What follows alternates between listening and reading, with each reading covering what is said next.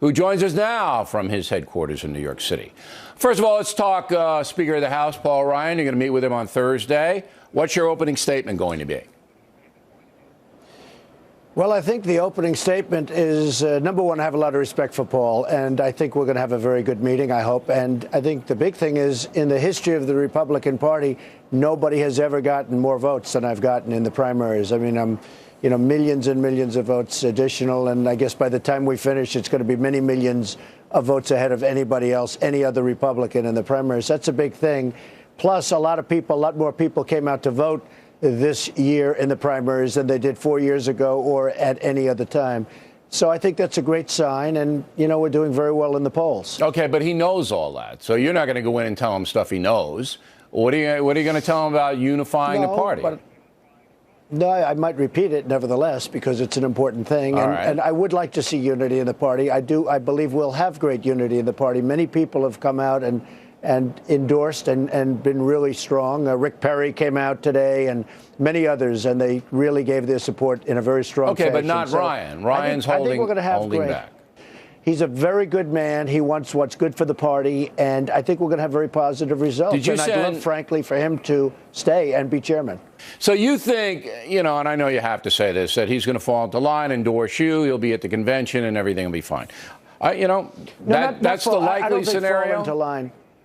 No, I don't think fall into line is the right words, though. I think he loves this party, he loves this country, and he wants to see something good happen. And I think we're going to do better if we're unified. All right, but you need him. He will probably feel that way. You need him because you have to raise $1 billion. Right now my stats say that you've lent your campaign. Let me get this right: $36 million of your own money.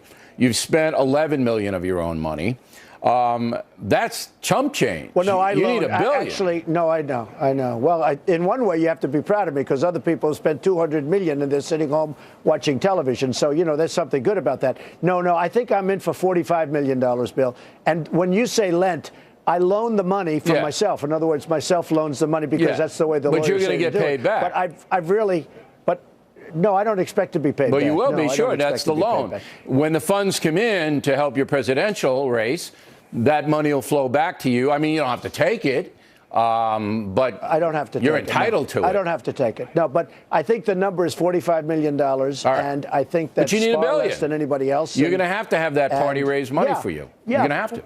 I'm raising money, but I'm raising money really for the party. I'm going to also continue to spend my own money on myself, but I'm raising money for the party, and I think we'll raise a lot. I have no idea what the number is going to be. Maybe it's going to be $1 billion. We'll raise whatever we need. Yeah, Bill. You need $1 billion. You say, the Associated Press is reporting, Trump has narrowed potential VPs to 5, all experienced politicians, not ruling out Chris Christie. Is that an accurate report? Well, I like Chris a lot. I'm not going to say ruling in or out. I would say that I have in mind 5 different people. I think they're excellent. I'll announce whoever it will be at the convention. Can you give me one? I'd love to give you all 5, but I can't, Bill. I don't want to do that, Bill. You're in charge. You can't. It's not even fair to you. Of course it's fair to me. It's fair to my viewers. It's fair to me. You're in charge. You can do it. You just don't want to do it. Yeah, well, I can't. I just think it would be appropriate. The way I always envision it is during so I'm out. The convention. You said experienced politicians. I'm out. Well, you'd be good. I'm gone. If you would take I'd offer it to you immediately. No, I don't take orders really well. I know. That's the problem. That's part of the problem. All right, let me get to Elizabeth Warren. She doesn't like you. But out of nowhere on Friday, she's calling you names and stuff like that. What do you think that's about? Well, she's a senator that has done nothing. She just talks, and she's put in things. She's gotten nothing approved. She was not highly respected. Frankly, as you know, the previous senator, who is a big supporter of mine, Scott Brown, is somebody that gave me a lot of information about her. And friends up there, she has had a big failed record as a senator, and all of a sudden, about a week ago, she started tweeting violently about me. Just every tweet was like about Trump, Trump, Trump. And I finally hit her back, and I think I hit her back very hard. But why is she doing that? No choice but why to do you think she's taking the time to tweet bad things about you?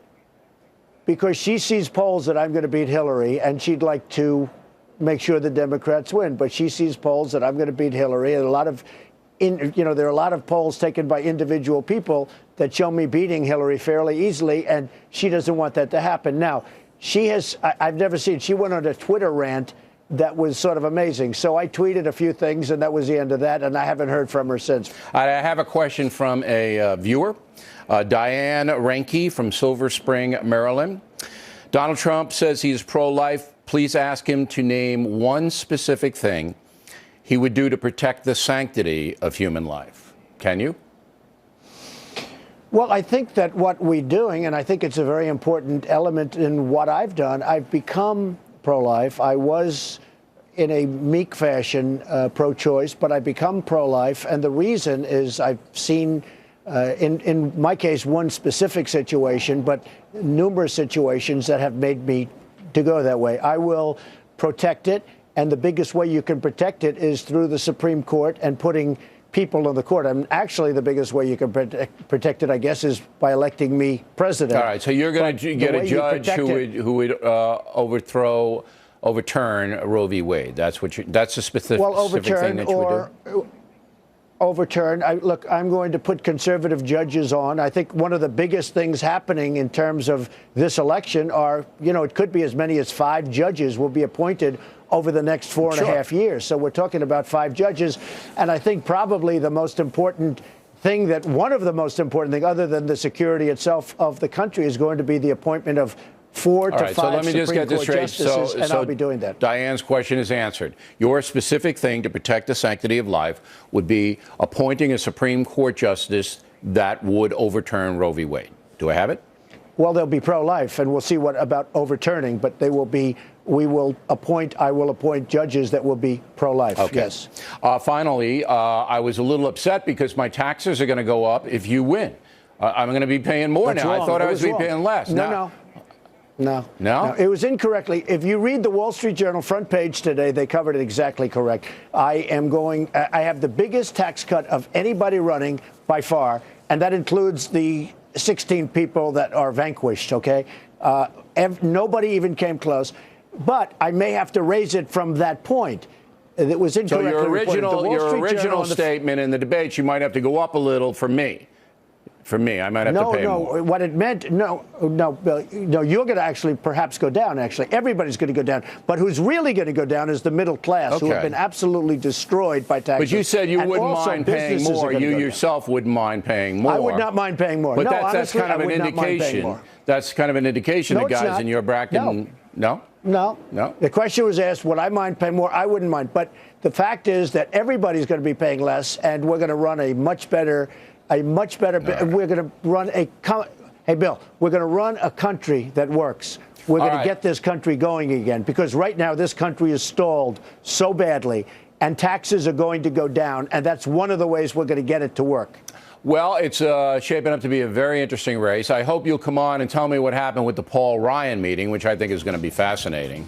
I think so, too. I look forward to it. Yeah, just tell me what happened. I can report it, or you can come on Friday or whatever you want. But we would really like to know what happens there. Donald, as always, we'll do it. Thanks for taking the time. We really appreciate it. Thank you very much, Bill. Thank you. Directly ahead, do men have it harder than women in the USA? We'll debate it.